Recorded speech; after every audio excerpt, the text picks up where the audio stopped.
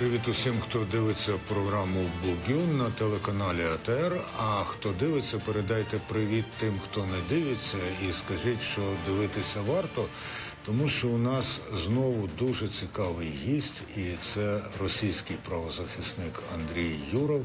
Спасибо, что вы с нами, господин Юров.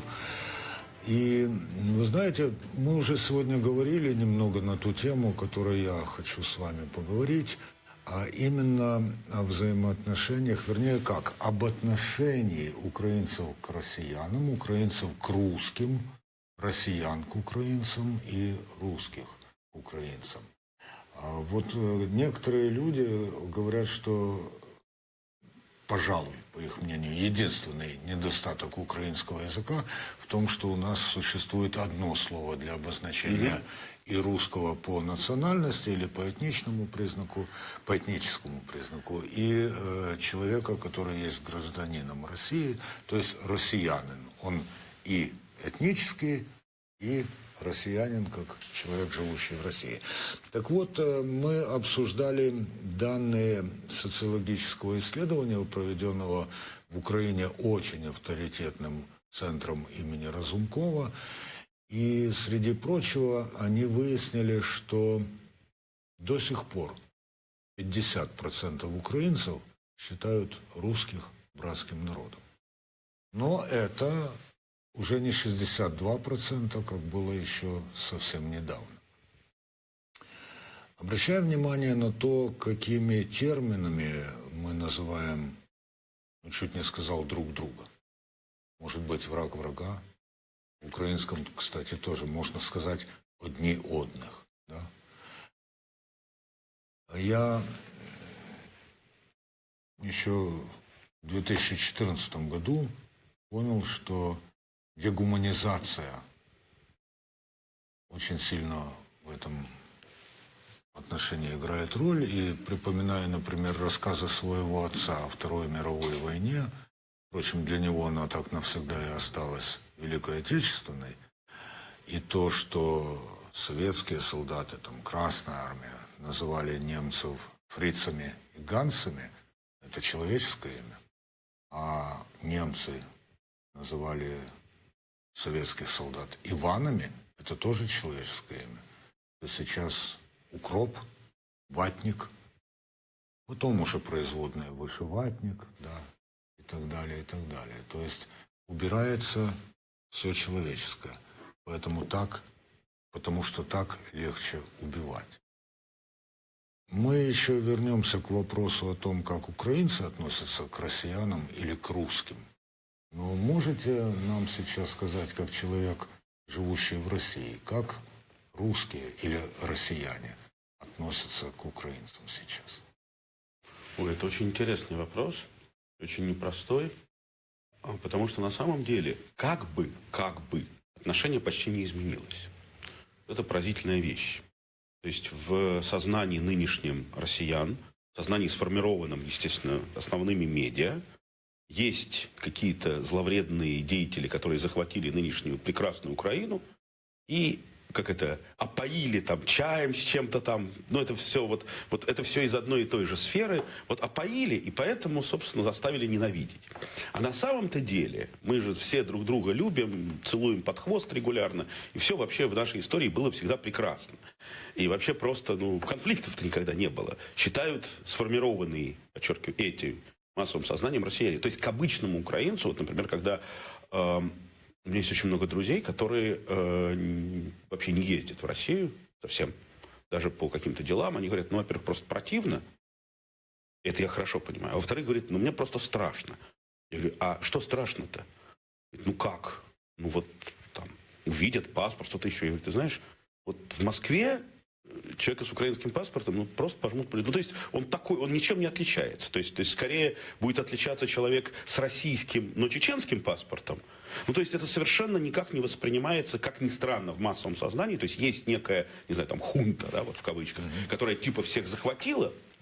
Дело в том, что россияне ведь, они же абсолютно отзеркаливают то, что происходит с российскими СМИ, которые действительно контролируют массовое сознание, 75% условно. Да? И они считают, что во всех странах то же самое. что люди одурманены, не знаю, Макроном, там, не знаю, Терезой Мэй, Трампом. Люди просто одурманены. Вот из-за того, что они одурманены, они вот... А так они хорошие, замечательные. Просто надо дурман, чтобы это, значит, прошел. Знаете, и все. У нас в Украине иногда происходит то же самое, когда мы считаем, вот вы говорите 75 примерно процентов, мы понимаем, что эта цифра условная. Очень условно. Но у нас многие считают, что одурманены 99% россиян. Насколько это представление? Это хороший вопрос. Давайте так. Я думаю, что вот это действительно очень, ну, прям вот совсем глубокий философский вопрос. Тем более, что я, к сожалению, к счастью, этим вопросом много лет занимаюсь. Есть такая концепция, так называемая концепция гуманитарного или глубинного антифашизма, которую мы развиваем с моими друзьями, не только правозащитниками, скорее социальными философами, который говорит о всяких глубинных вещах. Вот то, с чего вы начали, я бы хотел еще вернуться про дегуманизацию. Да, собственно, самая главная тема. И вопрос заключается в следующем. К сожалению, к величайшему, СМИ часто говорят не просто, чтобы одурманить, а эффект взаимный. То есть СМИ говорят то, что люди хотят слышать. Например, людям хочется простых ответов. Почему наши так называемые братья, они считают их украинцев братьями, почему наши так называемые братья от нас отвернулись? Ведь нельзя же признаться самим себе, потому что мы на них напали, поступили с ними подло и гадко. Это ведь невозможно. Ведь инфантильное сознание, а я считаю, что самая главная болезнь России – это инфантильное сознание, тотальное. То есть мы, ну то есть вот Россия как страна, она ведет себя как коллективный ребенок. Вот просто посмотреть, как она себя позиционирует. Ну такой, может быть, не совсем маленький, а вот такой подросток во дворе, выросший в среде, ну, скажем так, неблагополучного района, который привык говорить немножко на фене, значит, слушает шансон блатной, плачет, когда там в этом шансоне, не знаю, там зэк пишет своей матери письмо, и тут же режет и насилует других женщин, но это одно же другому не мешает. Плакать по матери и тут же, значит, вот все это совершать. То есть в инфантильном сознании здесь нет расщепления. Это нормальная реакция инфантильного. Так вот, инфантильное сознание не способно вообще принять ошибки. Взрослость, по-большому, начинается не с того, что мы готовы извиняться. Это хорошо и правильно. А с того, что, например, себе разрешить ошибаться. Вот взрослый человек говорит, да, я имею право ошибаться. Чего страшного? Нет, может быть, мои ошибки были и трагическими. Ну вот, например, для россиян это какой-то просто болезненный вопрос, когда я на каждом... А я очень много семинаров веду по правам человека, и в том числе в России, и в Украине, к счастью, все еще, и в других странах. И не только условно-восточного, так сказать, на восток от Вены, но иногда к западу, я обычно именно в российских группах задаю всегда вопрос. Друзья, а когда началась Вторая мировая война для Советского Союза?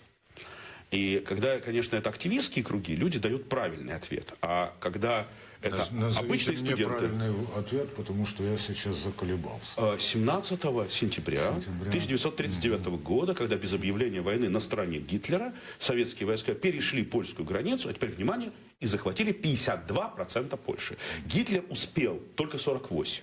То есть начали на 17 дней позже, захватили больше. Понятно, что они захватили ровно столько, как договорились по так называемому, значит, тайному сговору. Но признать, что Советский Союз был агрессором, что он заключил преступный пакт Молотова-Риббентропа, невозможно.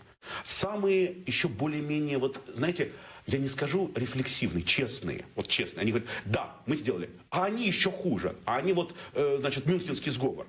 То есть, либо мы вообще не признаем, это неправда, это вранье, не было никакого парада в, значит, конце сентября в Бресте совместного нацистских и РККА, не было никогда, это все фальсификация буржуазных историков и так далее. А если и было, так это же, ну мы же... А иначе бы, потому что Мюнхенский сговор и все так. То есть, ребенок не в состоянии взять на себя ответственность. Я разбил тарелку. Нет, это кошка разбила, это мама разбила, это привидение пришло разбило. Я не разбивал тарелку. Я не могу разбить тарелку, потому что я, как ребенок, должен быть всегда совершенным, и меня всегда должны гладить и любить.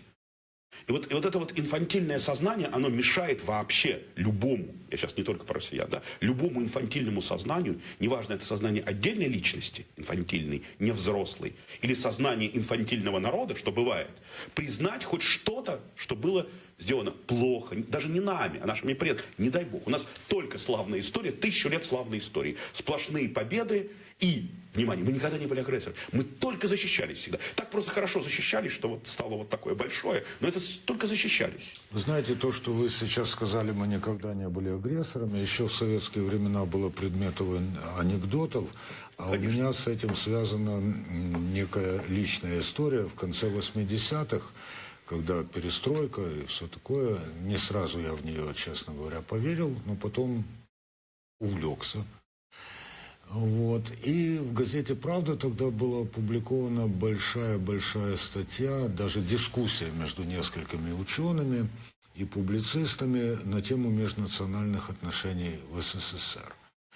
И читая ее, я увидел там фразу, что у России никогда не было колоний. Я написал, как мне кажется, аргументированное письмо. Что они просто были объединены с метрополией. Да, вот и все. Да, и получил ответ, что ваше мнение будет учтено в последующих публикациях. Ну, как я не искал этого, я, конечно, мнения там не нашел, но это продолжает, собственно, и просто одна из иллюстраций. Но, думая вот об этом, признавая, конечно, правоту ваших слов, я, тем не менее, делаю замечание и нам, украинцам, о том, что мы иногда отзеркаливаем то, что делают люди, которых мы хотим ненавидеть. И, например, справедливо возмущаясь российской агрессией против Украины и тем гнетом, под которым пребывал украинский народ и культура на протяжении столетий, мы очень благосклонны к самим себе, когда заходит об украинской истории. И точно так же мне приходилось слышать, что украинцы никогда не были агрессорами. Никогда. Никогда. Да, это очень тяжелая такая вещь. Это потому, что мы очень близкие родственники, и у нас одинаковая, если это правильный термин, национальная психология, или потому, что мы копируем вот того старшего брата, от которого мы хотим так уйти? Я думаю, что скорее это некая близость. И эта близость не только Беларуси и Украины или России. Есть еще ряд стран, которые ведут себя примерно так же, которые географически не так близки. Но я имею в виду подобным образом. Скорее это наследие тоталитарного, а до этого, в общем, рабовладельческого прошлого. Потому что, мы понимаем, что в так называемой прекрасной, о которой сейчас все плачут, значит, Российской империи, собственно, капитализм это было сколько лет, наверное, 50-60, да? Ну, там, 61-го года, ну, хорошо, с 50-го, да? Но это же, до этого же мы понимаем, что даже это не феодализм был. Феодализма не было. Был рабовладельческий строй. Люди были рабами. Можно было продавать на рынке, как вот только в Древнем Риме, там, Древней Греции, или в каких-то, совсем варварских народах. Или, кстати, как в Соединенных Штатах. Вот. Но там они должны были цветом отличаться. То есть я имею в виду, что вот это вот наследие, которое не по доброй воле Украина получила вместе с оккупацией, еще той, я имею в виду, вот той, там, присоединением, это можно по-разному называть, можно не называть оккупацией, можно говорить там, о присоединении, воссоединении, все что угодно. Я сейчас не хочу просто, там, с одной стороны, никого обижать, никакую из сторон, потому что не об этом, собственно, сейчас разговор. И я не историк профессиональный. О том, что действительно очень многие вещи просто были сходными.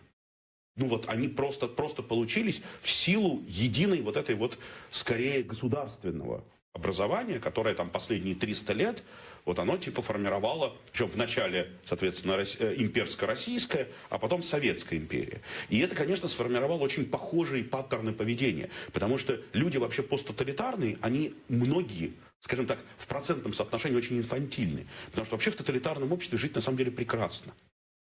Ты никакой ответственности не несешь. Я это помню. Никакой вообще. Вот понимаете, чем удобно быть подданным, а не гражданином? Это значит, что ты живешь в доме, где власть это хозяйка. И она все страшные вещи делает, это она. Мы ничего не делаем. Мы просто здесь заради Бога живем. Это она нападает на соседей, это она им выбивает зубы, это она там еще что-то делает. А мы вообще знать не знаем. Мы телек смотрим. Нас не интересует, что делает хозяйка. Мы ни за что не отвечаем. Потом, когда хозяйка, значит, помрет, и вдруг скажут, что она была тираном и так далее, мы, ай-яй-яй, а мы же не знали. Ай, нам такое теперь рассказали, оказывается, какие ужасы. Опять в телевизоре же скажут. Ведь нет же никакого процесса действительно там тоталитаризации. Условно там вот. Я считаю, что до сих пор Россия все-таки главный наследник в таком смысле, к сожалению, в негативном. Хотя, может быть, в Центральной Азии не сильно лучше, может быть, за исключением Кыргызстана. Наследник, я имею в виду, условно, сталинской модели. Да, но ведь сталинизации не произошло никакой. Вы же понимаете, что с портретом Гитлера в Германии выйти нельзя. Можно, но будут последствия. Ну, во-первых, тебя побьют сразу, а если не побьют, полиция оградит, да, то, соответственно, тебя будут судить. Но с портретом кровавого Сталина же можно ходить? Человек, который просто там уничтожал, не целиком, но половину, да, народа, например, при переселении. Многих народов. Ни одного, ни двух, ни трех. Человек, который просто уничтожал миллионы людей по разным принципам. И, кстати, но этого кровавого палача можно с ним выходить и радоваться. И все, значит, еще и одобряют это. И, кстати, система способствовала тому, что на целые народы накладывалась печать, или как это по-русски, врага. Клеймо. Да, клеймо врага. Конечно. И речь идет не только... Стигматизация народа. Да, о стигматизации. Это называется, знаете, Андрей, готовясь к нашей беседе, я хотел в интернете подыскать иллюстрации к тому, как украинцы рисуют карикатуры на русских, русские на украинцев, но их слишком много. Мне было трудно выбрать. Я понимаю. И поэтому я выбрал клип. Он любительский, музыкальный клип. Это мой друг. Он русскоязычный украинец из Крыма. Вот тут все собралось. Который покинул полуостров после оккупации. Который, кстати, музыку и стихи к ней писал с незапамятных времен, с лохматых 80-х, как он это говорит. И продолжал это делать и в Полтаве, где он теперь живет. Кстати, недавно он написал уже первые 2 песни на украинском языке, за что ему очень досталось от тех, кто остался в Крыму. Он обандерился. Это в Полтаве-то. Да, так вот я выбрал клип, который называется, песня его называется «Когда меня убьют свои». Я предлагаю сейчас немножко послушать и посмотреть этот клип. Александр Андрусенко, проект «No Profi», «Когда меня убьют свои».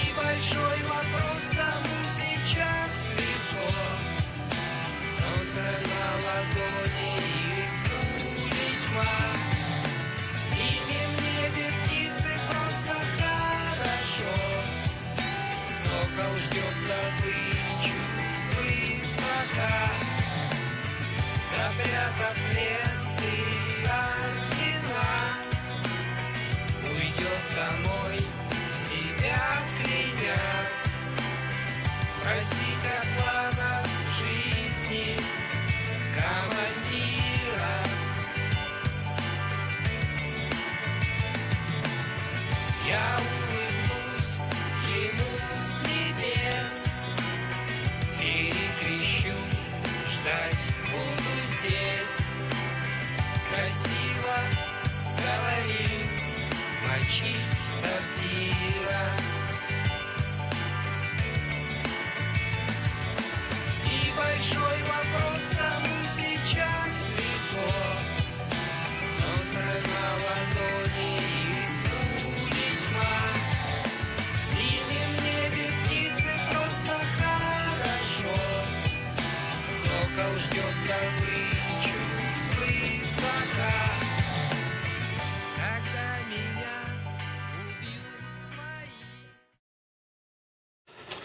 Вот это когда меня убьют свои. Это очень... Я раньше, где-то встречался. Но так просто и так на этом фоне. Насколько мы остаемся своими друг для друга? Тоже хороший вопрос. И да, и нет. В том смысле, что если мы говорим вообще о ненависти, то по-настоящему можно ненавидеть, конечно, только своего. Или бывшего своего. К врагу такой ненависти, в смысле, к изначальному противнику такой ненависти нет. То есть мы можем ненавидеть люто свою тещу, люто зять, вот просто вот желать смерти. Соседу, нет, соседу желать, чтобы он там, не знаю, переселился куда-то, если он мешает. То есть такой лютой ненависти-то к нему нет. То есть как раз это вообще очень большая проблема. Если мы посмотрим на многие межэтнические конфликты, то чаще всего они возникали между людьми, не людьми, а народами, которые всегда жили вместе. Вообще всегда. Вот прям рядом. Хорваты. Сербы, хорваты, грузины, осетины, абхазы, азербайджанцы, армяне, узбеки, кыргызы, воши. Это я просто имею в виду там, где я вот бывал. Да? Я очень много бывал, не во время горячих, хотя и тоже бывало, но и в постконфликтных всяких регионах. И там удивительные вещи, конечно.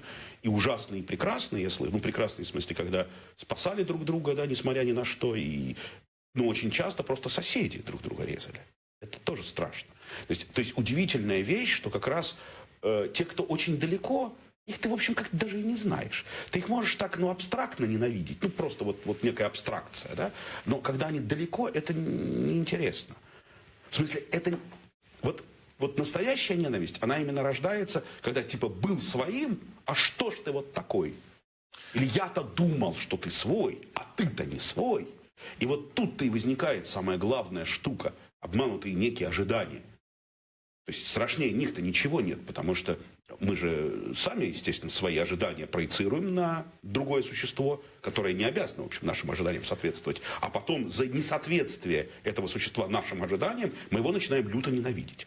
Андрей, вы сказали межэтнические конфликты. Насколько, по вашему мнению, нынешний конфликт, который уже и в войну-то перерос, является межэтническим? Я считаю, что он не был межэтническим, но он потихонечку таким становится. В смысле, я имею в виду благодаря общему информационному фону. Потому что все время идет некое разделение, неважно по гражданскому или по этническому признаку, но даже разные самоназвания, они автоматически разводят людей. Дело в том, что ведь этнос, когда мы говорим, есть там гражданская нация, есть этническая нация, но мы понимаем, что этнос же тоже, в общем, во многом социокультурный конструкт. Я имею в виду, реальная кровь – это немножко все-таки другое, чем современное понятие этноса. Понятие этноса скорее культурно-языковое, чем, в обычном смысле крови и почвы. И в этом смысле очень трудно. То есть, нет, понятно, гражданская нация – это через государство, и через государство тут простое определение, да? А этнос все-таки скорее про другое. Но в любом случае это в каком-то смысле конструкты, они конструируются нами. В том числе они конструируются прямо здесь и сейчас современными медиа. Очень многие мои близкие, знакомые, друзья и так далее здесь говорят, что Путин создал гражданскую нацию украинцев. Он создал, он ее конструктор, как в свое время там Сталин многие совершив ужасные вещи, создал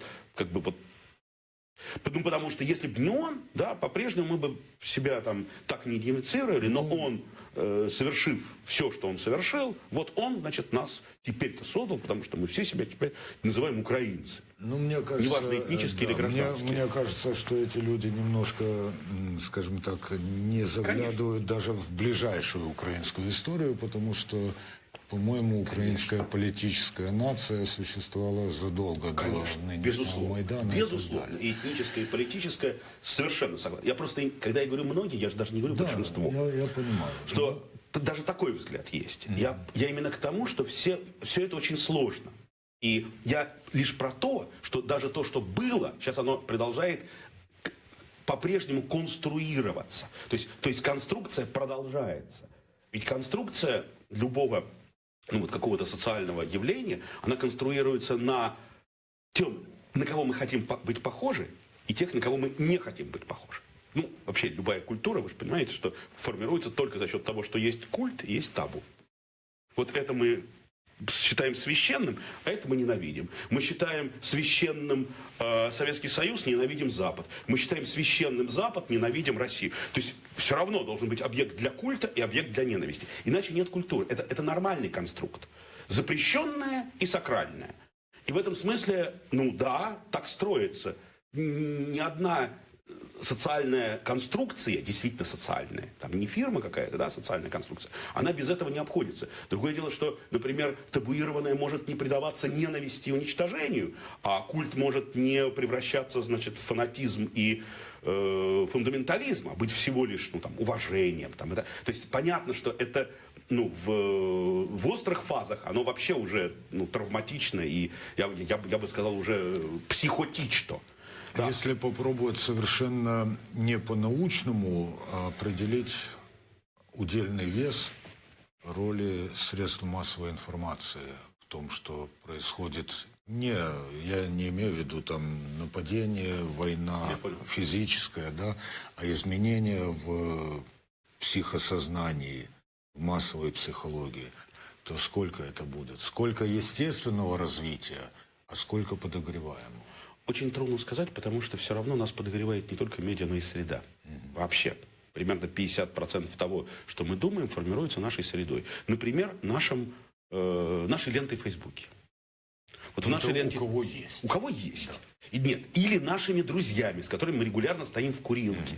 А это не важно. Или тот магазин, в который мы регулярно ходим и стоим в очереди. То есть ведь медиа это тоже среда.